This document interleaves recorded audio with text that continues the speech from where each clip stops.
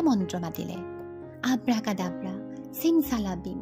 ৰাজকুমাৰীৰ ধুনীয়া চুলিকোছা ক'লা আৰু শেঁতা পৰি যোৱা। আৰু তৎক্ষণাৎ ৰাজকুমাৰীৰ সোণালী ৰঙা চুলিকোছা শেঁতা আৰু ক'লা হৈ গ'ল।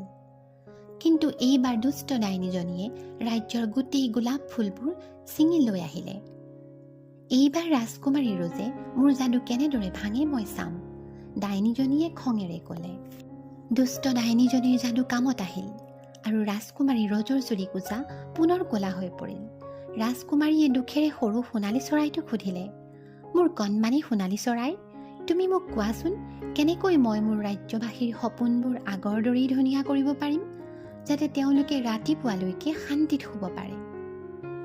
আগৰ দৰে সোণালী চৰাইটোৱে উত্তৰ দিলে, তোমাৰ ক'লা চুলিকোছা গোলাপ জলেৰে ধুই দিয়া। কিন্তু মই গোলাপ ফুল ক'ত বিচাৰি পাম?